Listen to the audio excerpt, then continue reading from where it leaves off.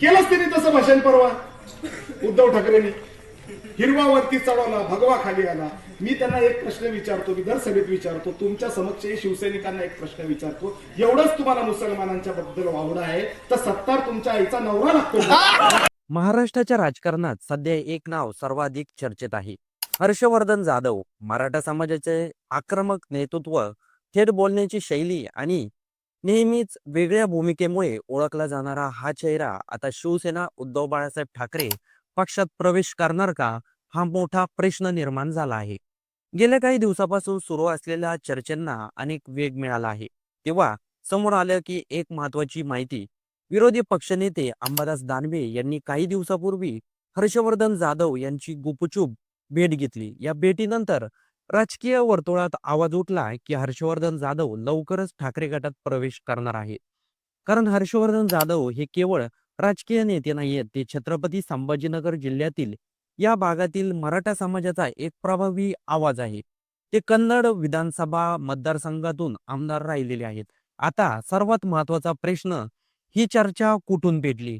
तर हर्षवर्धन जाधव आणि उद्धव ठाकरे यांची मातोश्रीवर भेट झाली का?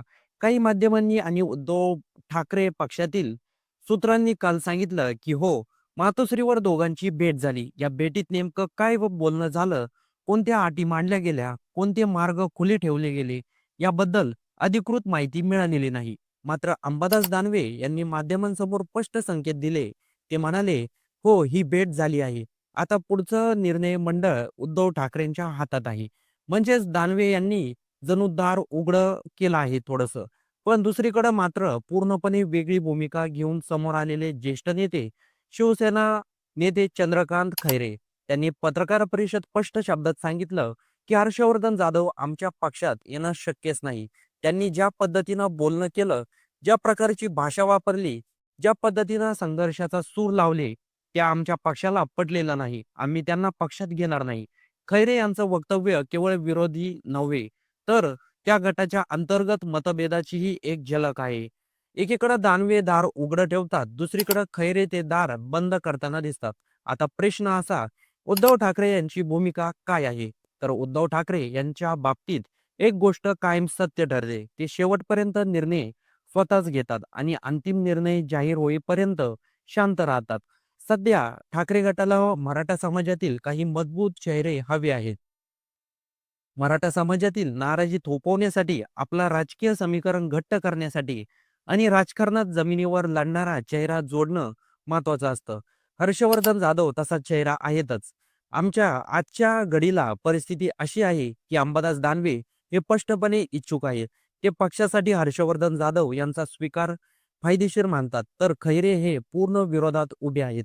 पक्षात एकच नेता जोडण्याच्या निर्णयावर इतक्या मोठ्या प्रमाणात मतभेद असणं ही सुद्धा मोठी बातमी आहे. आता पुढचं पाऊल काय? हर्षवर्धन जाधव यांचं पुढील राजकीय भवितव्य ठरणार आहे. मातोश्रीवर जर भेट झाली असेल तर ती भेट निर्णायक ठरू शकते. कारण ठाकरे गटाच्या प्रवेशद्वाराची किल्ली फक्त उद्धव ठाकरे यांच्या हातात आहे. त्यांचा शब्द अंतिम आणि तेच ठरवणार हर्षवर्धन जाधव यांना दार उघडायचं की बंद ठेवायचं.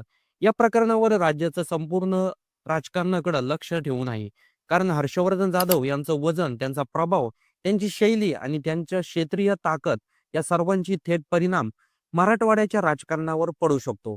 पुढील काही दिवसात या चर्चेला कोणत्या दिशेने वळण मिळतंय हे पाहणं अत्यंत महत्वाचं ठरणार आहे. एकीकडे हर्षवर्धन जाधव यांना पक्षामध्ये घेण्यासाठी चंद्रकांत खैरे यांनी स्पष्ट शब्दामध्ये नकार दाखवला आहे.